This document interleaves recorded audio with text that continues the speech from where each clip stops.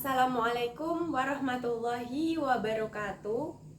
Perkenalkan, saya Cindy Nurhani dengan NIM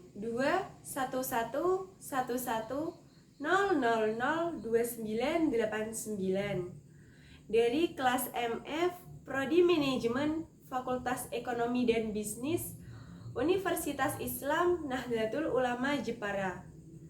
Di sini saya mendapatkan tugas ujian akhir semester mata kuliah Etika Akademik dan Bisnis yang diampu oleh Bapak Dwi Agung Nugroho Arianto SEMM untuk menyampaikan materi berikut ini.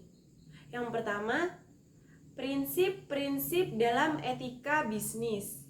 Yang kedua, hubungan etis konsumen dan perusahaan. 3. Etika pengambilan keputusan dalam perusahaan. 4. Good corporate governance. Dan yang kelima, corporate social responsibility dan contoh kasus corporate social responsibility yang dilakukan perusahaan. Baik, saya akan menjelaskan materi pertama, yaitu prinsip dalam etika bisnis. Sebelum membahas apa saja prinsip dalam etika bisnis, saya terlebih dahulu akan menjelaskan apa sih itu etika bisnis. Menurut Muslih, etika bisnis merupakan suatu pengetahuan tentang tata cara ideal pengaturan dan pengelolaan bisnis yang mempertahankan norma serta moralitas yang berlaku secara universal. Etika bisnis dalam suatu perusahaan dapat membentuk nilai, norma, dan perilaku karyawan serta pimpinan dalam membangun hubungan yang adil dan sehat dengan pelanggan atau mitra kerja, pemegang saham, dan masyarakat. Perusahaan meyakini bahwa prinsip bisnis yang baik adalah bisnis yang beretika. Artinya, bisnis dengan kinerja unggul dan berkesinambungan yang dijalankan dengan menaati kaidah-kaidah etika, sejalan dengan hukum dan peraturan yang berlaku. Etika bisnis dapat menjadi standar bagi seluruh karyawan, termasuk manajemen, dan menjadikannya sebagai pedoman untuk melaksanakan pekerjaan sehari-hari dengan dilandasi moral yang luhur, jujur, transparan, dan sikap yang profesional. Etika bisnis tentunya memiliki manfaat tersendiri bagi perusahaan. Apabila perusahaan mengaplikasikan etika bisnis secara optimal dan terus-menerus, maka perusahaan tersebut akan mendapatkan beberapa manfaat, diantaranya sebagai berikut, yaitu meningkatkan reputasi perusahaan, perusahaan jadi lebih terpercaya, perusahaan dapat beradaptasi terhadap perubahan dan menciptakan budaya perusahaan yang khas. Menurut Sonny Kraft 1998, ada 5 prinsip yang dapat dijadikan pedoman untuk menjalankan praktik bisnis, di antaranya sebagai berikut. Yang pertama, prinsip kejujuran. Prinsip kejujuran menanamkan sikap apa adanya berdasarkan fakta, situasi, dan kondisi yang sebenarnya. Dengan kata lain, apa yang dikatakan itulah apa yang dikerjakan. Prinsip ini juga memberikan kepatuhan dalam melaksanakan berbagai kontrak, komitmen, dan perjanjian yang telah dibuat. Contoh, memberikan informasi yang akurat dan jelas kepada konsumen mengenai produk atau layanan yang ditawarkan, termasuk mengungkapkan kekurangan atau risiko yang mungkin ada. 2. Prinsip otonomi. Prinsip otonomi menunjukkan sikap kemandirian, kebebasan, serta tanggung jawab. Orang yang mandiri berarti orang yang dapat mengambil keputusan lalu melaksanakannya berdasarkan kemampuan sendiri dan sesuai dengan apa yang diyakini, bebas dari tekanan, hasutan, dan ketergantungan kepada pihak lain. Contohnya adalah prinsip otonomi, menghormati hak karyawan untuk berpendapat dan mengemukakan ide mereka tanpa takut dimarginalkan atau dihukum. Ketiga, prinsip saling menguntungkan. Prinsip ini menanamkan kesadaran untuk saling memberikan keuntungan satu sama lain. Artinya, dalam setiap tindakan bisnis harus diusahakan supaya semua pihak merasa diuntungkan. Contohnya, menjalin hubungan yang saling menguntungkan dengan pemasok, di mana kualitas produk ditingkatkan, harga yang adil diberikan, dan tanggung jawab sosial dipertimbangkan. Keempat, prinsip keadilan. Prinsip keadilan menanamkan sikap untuk bersikap adil terhadap semua pihak dengan tidak membeda-bedakan dari segala aspek seperti aspek ekonomi, hukum, maupun yang lainnya. Contohnya, membayar gaji dan tunjangan yang adil kepada karyawan dengan mempertimbangkan tanggung jawab dan kontribusi mereka. Dan yang kelima, prinsip integritas moral. Prinsip ini merupakan prinsip yang tidak merugikan orang lain dalam mengambil keputusan dan tindakan bisnis. Prinsip ini dilandasi dengan kesadaran bahwa setiap orang harus dihormati sebagai manusia. Contohnya, mempertimbangkan implikasi jangka panjang dari keputusan bisnis seperti dampak sosial, lingkungan, dan kesejahteraan manusia. Berikut adalah sumber dari materi 1 yang sudah saya sampaikan. Saya akan menjelaskan materi kedua, yaitu hubungan etis konsumen dan perusahaan. Hubungan konsumen dan perusahaan. Hubungan antara konsumen dan perusahaan adalah interaksi dan ketergantungan saling antara pihak yang membeli produk atau yang menggunakan layanan dengan pihak yang menjual produk atau yang menyediakan layanan. Konsumen merupakan salah satu stakeholder yang penting dalam perusahaan. Bisnis tidak akan berjalan tanpa adanya konsumen yang menggunakan produk atau jasa yang diproduksi. Banyak ungkapan yang menyatakan bahwa konsumen adalah raja. Hal ini sebenarnya dapat dipahami secara logika. Perusahaan yang berdiri dalam memproduksi barang dan jasa bertujuan untuk mencari keuntungan, di mana keuntungan tersebut akan digunakan untuk menutupi semua biaya yang telah dikeluarkan dalam memproduksi sebuah produk. Oleh karena itu, seorang pakar manajemen, Peter Drucker, menyatakan bahwa setiap perusahaan memiliki peranan sentral untuk menciptakan pelanggan. Hubungan yang baik antara konsumen dan perusahaan sangat penting untuk kesuksesan bisnis. Kemudian, saya akan menyampaikan tentang pelayanan terhadap konsumen yang bertanggung jawab. Pelayanan terhadap konsumen yang bertanggung jawab adalah suatu pendekatan atau sikap yang menempatkan kepentingan konsumen sebagai prioritas utama. Dalam konteks ini, bertanggung jawab berarti berperilaku dengan adil, jujur, transparan, dan memastikan kebutuhan serta harapan konsumen dipenuhi dengan baik. Dalam menyediakan sebuah produk, produsen memiliki sebuah kepentingan untuk memberikan jaminan dan tanggung jawab kepada konsumen.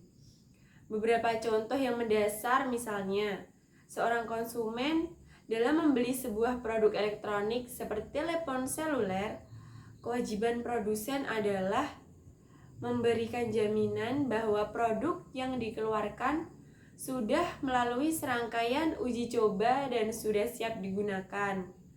Garansi produk juga penting untuk menjamin terhadap produk tersebut. Hal ini untuk memberikan rasa aman bagi konsumen terhadap kemungkinan kesalahan produksi terhadap produk yang sudah dibeli. Ada beberapa teori yang mendasari tanggung jawab produsen terhadap konsumen terhadap produk yang ditawarkan oleh produsen. Yang pertama, teori kontrak. Dalam teori kontrak, mengatur mengenai hubungan antara produsen dan konsumen dalam keterkaitan terhadap produk yang dibeli oleh konsumen tersebut. Ketika konsumen membeli sebuah produk, maka secara tidak langsung telah mengadakan kontrak dengan perusahaan itu. Kontrak ini menyatakan tentang persetujuan konsumen terhadap semua kegunaan dan ciri-ciri dari produk yang ditawarkan. Contohnya, dalam teori ini yaitu dalam sektor finansial, khususnya simpan pinjam dan produk elektronik yang memiliki garansi. 2. Teori perhatian semestinya. Dalam teori ini, kepentingan konsumen lebih diutamakan, di mana produsen sebagai pihak yang paling mengetahui mengenai produknya mempunyai kewajiban untuk menjaga kualitas agar konsumen tidak mengalami kerugian saat membeli produknya. Dalam teori ini tidak hanya kontrak dengan konsumen saja, akan tetapi dari segi kualitas produk dan tanggung jawab, produsen menjadi perhatian utama dalam teori ini. Etika menjadi landasan dan pandangan bahwa dalam menciptakan sebuah produk, seorang produsen tidak boleh mengorbankan kualitas dan keamanan produk hanya untuk memperoleh keuntungan. Contohnya, produk mainan anak-anak. Dalam memproduksi mainan ini, produsen wajib membuat produknya sesuai standar dan juga penggunaan bahan dasar dalam membuat mainan tersebut tidak boleh mengandung bahan-bahan kimia yang berbahaya. Kemudian yang ketiga, teori biaya sosial. Teori ini membebankan semua biaya kerugian terhadap konsumen kepada produsen. Hal ini juga diwajibkan bahkan ketika produsen sudah mengambil semua tindakan yang semestinya dalam merancang serta memproduksi produk bersangkutan, atau produsen telah memberitahukan risiko yang berkaitan dengan pemakaian produk. Sebagai contoh, jika biaya sosial semuanya dibebankan kepada produsen, maka dalam hal ini produsen rokok wajib memberikan ganti rugi terhadap penyakit yang timbul dari menghisap rokok. Teori ini kurang mengalami perkembangan yang baik dikarenakan kurangnya keadilan jika dilihat dari segi produsen. Kemudian, perlindungan terhadap konsumen. Perlindungan terhadap konsumen adalah serangkaian langkah dan kebijakan yang diimplementasikan oleh perusahaan atau lembaga terkait untuk melindungi kepentingan dan hak-hak konsumen dalam berbagai transaksi jual beli dan penggunaan produk atau layanan. Tujuan perlindungan konsumen adalah untuk memastikan bahwa konsumen mendapatkan produk dan layanan yang aman, berkualitas dan adil, serta memiliki akses yang memadai terhadap informasi yang diperlukan untuk membuat keputusan yang tepat. Ada beberapa hak yang perlu diperhatikan dalam hubungan antara produsen dengan konsumen. Yang pertama, hak atas keamanan. Banyak produk mengandung risiko tertentu untuk konsumen, khususnya risiko untuk kesehatan dan keselamatan. Misalnya obat-obatan, makanan, mainan anak, dan kendaraan bermotor. Konsumen berhak atas produk yang aman, di mana produk tidak mengalami yang dinamakan cacat produksi yang bahkan bisa membahayakan konsumen yang menggunakan produk tersebut. Kedua, hak atas informasi. Konsumen berhak mengetahui segala informasi yang relevan mengenai produk yang dibelinya, baik bahan baku produksinya, cara memakainya, dan juga risiko yang bisa ditimbulkan akibat menggunakan produk tersebut. 3. Hak untuk memilih. Dalam sistem ekonomi pasar bebas, di mana kompetisi merupakan unsur yang hakiki, konsumen berhak untuk memilih antara berbagai produk dan jasa yang ditawarkan. Kualitas dan harga produk bisa berbeda dan konsumen memiliki hak untuk membandingkannya dan mengambil keputusan membeli. 4. Hak untuk didengarkan. Konsumen memiliki hak untuk menyampaikan pendapatnya mengenai produk yang dia konsumsi, terutama mengenai keluhannya terhadap produk bersangkutan. Dan yang terakhir, yang kelima, hak lingkungan hidup. Melalui produk yang digunakannya, konsumen memanfaatkan sumber daya alam. Konsumen berhak tahu bahwa produk yang dia gunakan tidak memiliki dampak yang berbahaya bagi lingkungan sekitarnya, atau yang lebih dikenal dengan produk ramah lingkungan. Berikut adalah sumber dari materi 2 yang sudah saya sampaikan. Kemudian materi yang ketiga yaitu etika pengambilan keputusan dalam perusahaan. Menurut Ralph C. Davis 2009 menyatakan pengambilan keputusan dapat dijelaskan sebagai hasil pemecahan masalah. Selain itu, juga harus didasari atas logika dan pertimbangan, penetapan alternatif terbaik, serta harus mendekati tujuan yang telah ditetapkan. Sedangkan pengambilan keputusan etis merupakan salah satu metode atau pendekatan dalam pengambilan keputusan, di mana individu atau pemimpin yang bertugas menentukan suatu keputusan dalam suatu organisasi harus memperhatikan etika-etika yang ada. Etika dalam pengambilan keputusan perusahaan. Etika ini melibatkan pertimbangan moral dan nilai-nilai yang mengarahkan tindakan perusahaan. Berikut adalah beberapa contoh etika yang sering digunakan dalam konteks pengambilan keputusan perusahaan. Yang pertama, transparansi dan keterbukaan. 2. Keadilan dan kesetaraan. 3. Keputusan perusahaan harus didasarkan pada kejujuran, integritas, dan nilai-nilai moral yang kuat.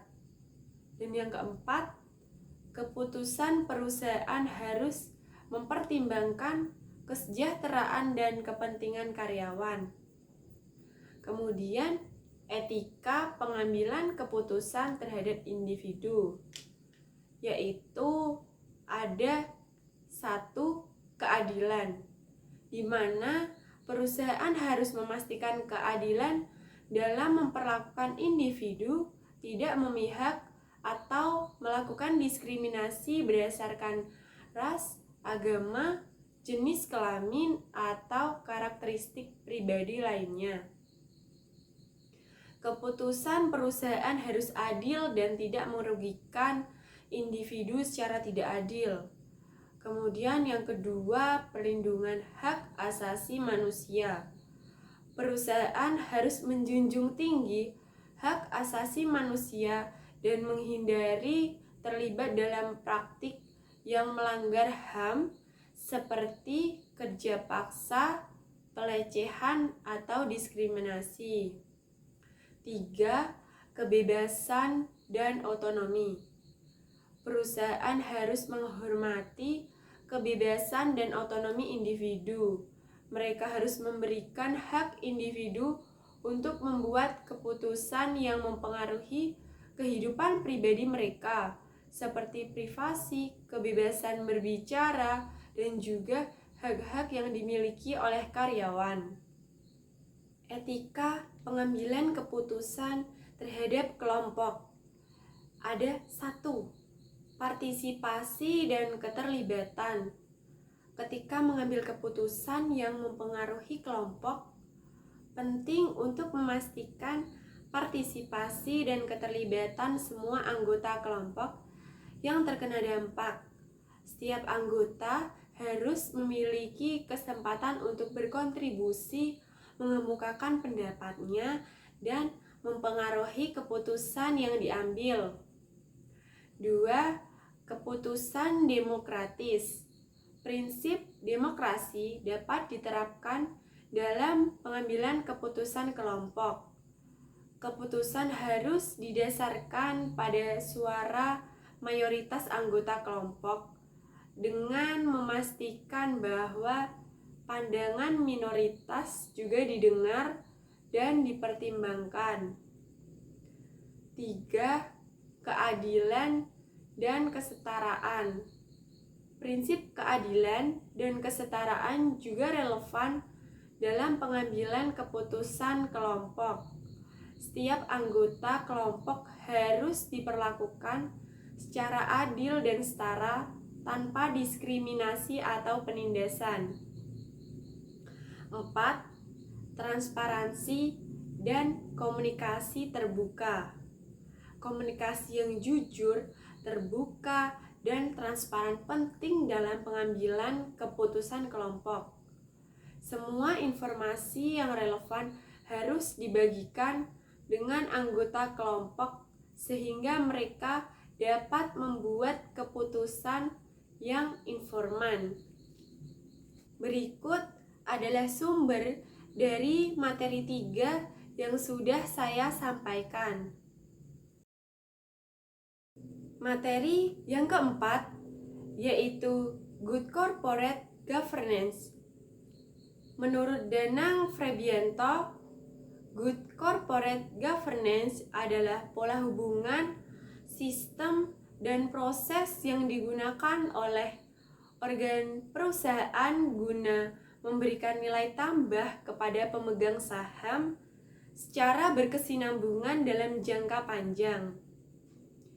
Pada dasarnya, Good Corporate Governance adalah suatu sistem pengelolaan perusahaan yang dirancang untuk meningkatkan kinerja perusahaan, melindungi kepentingan stakeholder, dan meningkatkan kepatuhan terhadap peraturan perundang-undangan serta nilai yang berlaku.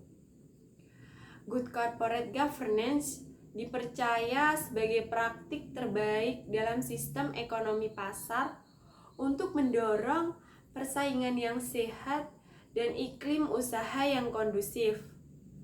Praktik ini juga diarahkan untuk mendukung stabilitas dan pertumbuhan ekonomi. Pedoman umum Good Corporate Governance bukan merupakan aturan hukum yang mengikat, melainkan etika yang menjadi acuan bagi semua perusahaan dalam menjalankan bisnis secara baik. Good Corporate Governance didasarkan pada 3 pilar utama. Pilar yang pertama, negara sebagai pembuat peraturan perundang-undangan dan penegak hukum untuk menunjang iklim usaha yang sehat, efisien, dan transparan. 2. Dunia usaha sebagai pelaku pasar yang menerapkan Good Corporate Governance sebagai pedoman dasar menjalankan perusahaan. Dan yang ketiga, masyarakat sebagai pengguna produk atau jasa dan pihak yang terkena dampak dari keberadaan perusahaan berperan melakukan kontrol sosial secara objektif. Beberapa manfaat dari pelaksanaan good corporate governance bagi perusahaan adalah memberikan perlindungan pada seluruh pemangku kepentingan terkait.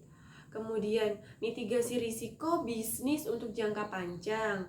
Dan yang terakhir, meningkatkan kredibilitas perusahaan di mata stakeholder dan juga pelanggan. Prinsip-prinsip good corporate governance. 1. Prinsip transparansi. Perusahaan harus menyediakan informasi yang relevan serta mudah diakses dan dipahami oleh stakeholder, termasuk hal-hal penting untuk pengambilan keputusan oleh pemegang saham, kreditur, dan pemangku kepentingan lainnya.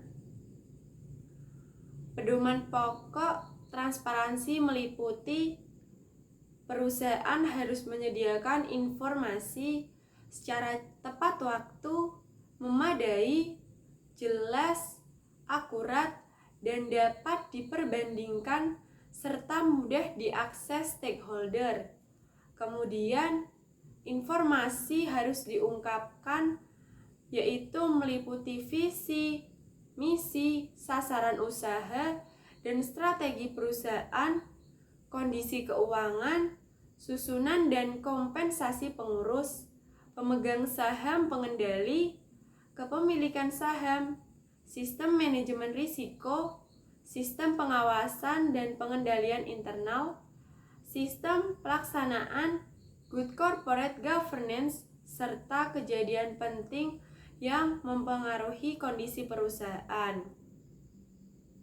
Kemudian, prinsip keterbukaan yang dianut perusahaan tidak mengurangi kewajiban untuk memenuhi ketentuan kerahasiaan perusahaan sesuai peraturan perundang-undangan, rahasia jabatan, dan hak-hak pribadi. Dan kebijakan perusahaan harus tertulis secara proporsional dikomunikasikan kepada stakeholder. Kemudian yang kedua, yaitu prinsip akuntabilitas atau accountability. Perusahaan harus dapat mempertanggungjawabkan kinerja secara transparan dan wajar. Pengelolaan perusahaan diarahkan pada pencapaian tujuan organisasi dengan tetap mempertimbangkan kepentingan pemegang saham dan stakeholder lain. Pedoman pokoknya adalah penetapan rincian tugas dan tanggung jawab setiap organ perusahaan dan seluruh karyawan secara jelas dan selaras dengan visi, misi, nilai-nilai perusahaan, dan strategi perusahaan. Kemudian harus meyakini bahwa semua organ perusahaan dan semua karyawan mempunyai kemampuan sesuai dengan tugas, tanggung jawab, dan perannya dalam pelaksanaan good corporate governance. Dan yang terakhir, kepastian adanya sistem pengendalian internal yang efektif dalam pengelolaan perusahaan. Prinsip yang ketiga, tanggung jawab atau responsibility. Perusahaan harus mematuhi peraturan perundang-undangan serta menjalankan tanggung jawab masyarakat dan lingkungan untuk mendukung kesinambungan usaha jangka panjang sekaligus mendapat pengakuan sebagai good corporate citizen. Pedoman pokok prinsip ini adalah organ perusahaan harus berpegang pada prinsip kehati-hatian dan memastikan kepatuhan terhadap peraturan perundang-undangan, anggaran dasar, dan peraturan perusahaan. Kemudian perusahaan juga harus menjalankan tanggung jawab sosial, antara lain peduli terhadap masyarakat dan kelestarian lingkungan terutama di sekitar perusahaan. Prinsip yang keempat yaitu independensi. Untuk menjalankan good corporate governance, perusahaan harus dikelola secara independen sehingga masing-masing organ perusahaan tidak saling mendominasi dan tidak pula diintervensi oleh pihak lain.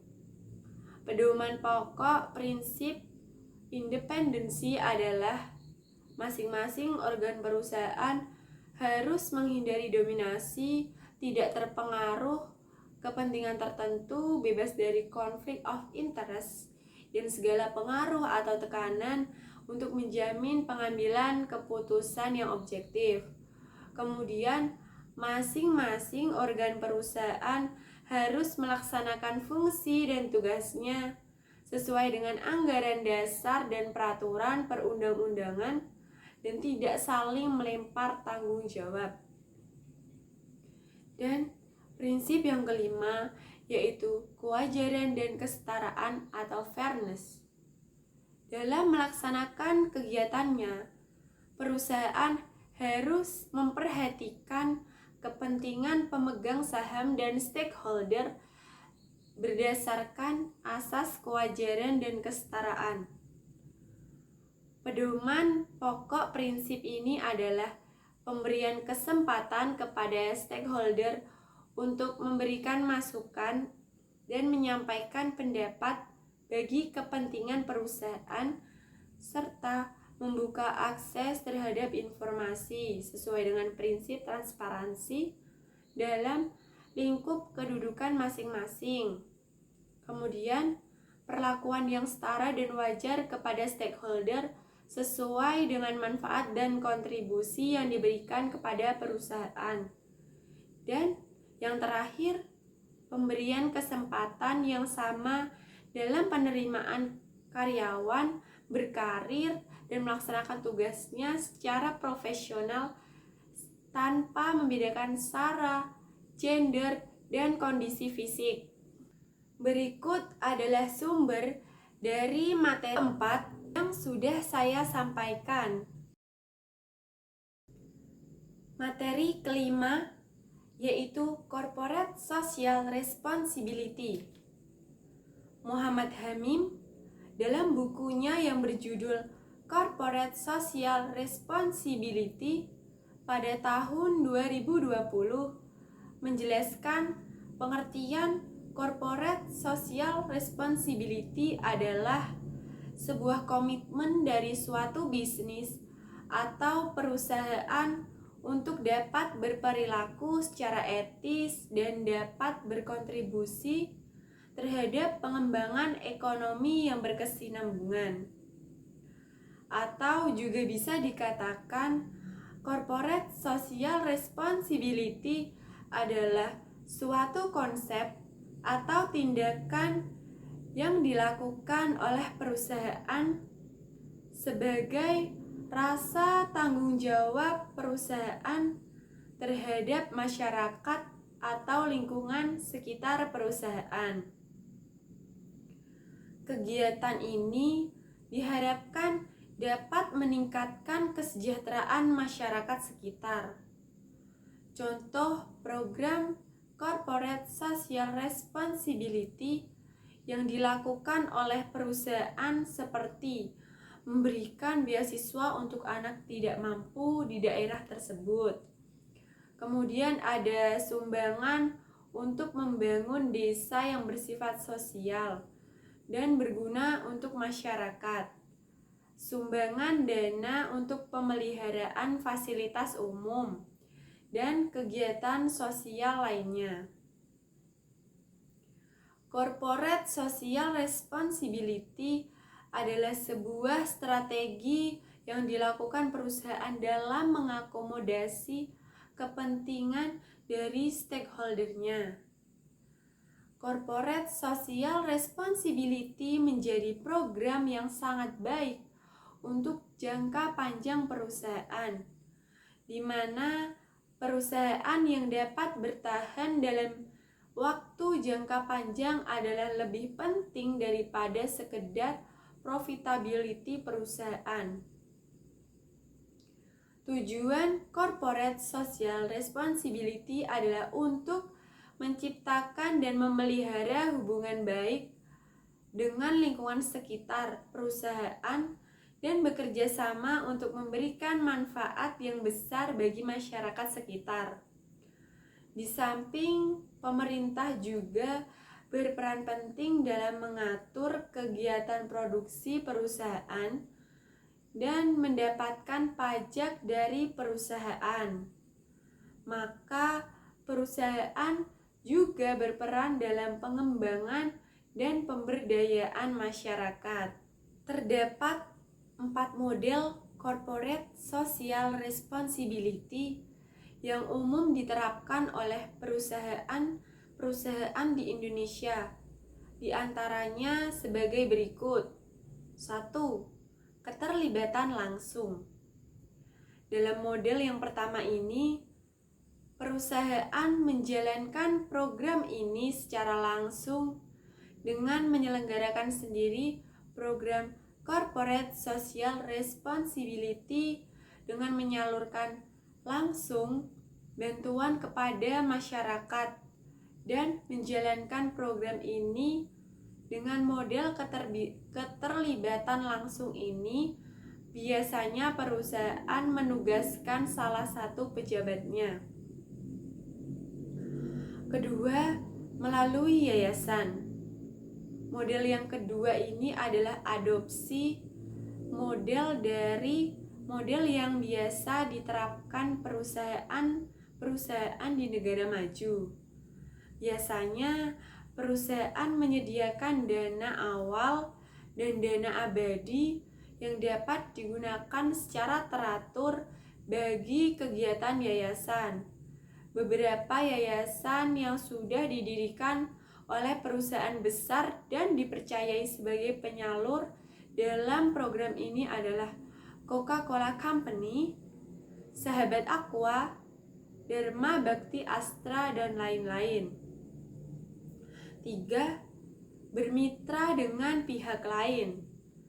Model yang ketiga ini adalah melalui kerjasama dengan lembaga sosial atau organisasi non-pemerintah, universitas, dan media massa dalam mengelola dana sampai melaksanakan kegiatan corporate social responsibility. Beberapa lembaga sosial yang bekerja sama dengan perusahaan dalam menjalankan program ini beberapa adalah sebagai berikut. Palang Merah Indonesia atau PMI, Dompet Duafa, Kita Peduli Indosiar, dan lain-lain. Kemudian yang keempat, mendukung atau bergabung dalam suatu konsorsium. Dibandingkan dengan model sebelumnya yang sudah dibahas, pada model ini perusahaan lebih berorientasi pada pemberian hibah perusahaan yang bersifat hibah pembangunan. Pihak konsorsium biasanya dipercayai oleh perusahaan untuk mencari mitra kerjasama dari kalangan lembaga operasional, kemudian disertai program Corporate Social Responsibility yang disepakati bersama. Adapun manfaat Corporate Social Responsibility ada dua, yaitu bagi masyarakat dan juga bagi perusahaan. Untuk itu saya akan menjelaskan manfaat Corporate Social Responsibility bagi masyarakat, yaitu meningkatkannya kesejahteraan masyarakat sekitar lingkungan perusahaan, adanya manfaat pendidikan bagi siswa yang kurang mampu, meningkatnya pemeliharaan fasilitas umum, dan adanya pembangunan desa atau fasilitas masyarakat yang berguna bagi masyarakat. Kemudian manfaat bagi perusahaan, yaitu meningkatkan citra perusahaan, mengembangkan kerjasama dengan perusahaan lain, memperkuat brand merek perusahaan di mata masyarakat, membedakan perusahaan tersebut dengan para pesaingnya, dan yang terakhir, memberikan inovasi bagi perusahaan. Contoh kasus corporate social responsibility yang dilakukan oleh perusahaan, yaitu dilakukan oleh PT Freeport Indonesia yang menyediakan layanan medis bagi masyarakat Papua melalui penyediaan klinik-klinik dan rumah sakit modern di Banti dan Timika. Selain itu, perusahaan ini juga menyediakan bantuan dana pendidikan bagi pelajar Papua dan melakukan pengembangan program wirausaha seperti di Komoro dan Timika. Namun, dari sekian banyaknya program corporate social responsibility yang telah dilakukan tersebut, PT Freeport masih belum mengalami nasib baik. Betapa tidak, PT Freeport Indonesia yang telah beroperasi sejak tahun 1969 sampai saat ini tidak lepas dari konflik berkepanjangan dengan masyarakat lokal, baik berkaitan dengan tanah ulayat, pelanggaran adat, maupun kesenjangan sosial dan ekonomi yang terjadi. Berikut adalah sumber dari materi 5 yang sudah saya sampaikan. Sekian penjelasan dari saya. Mohon maaf bila ada salah kata. Wassalamualaikum warahmatullahi wabarakatuh.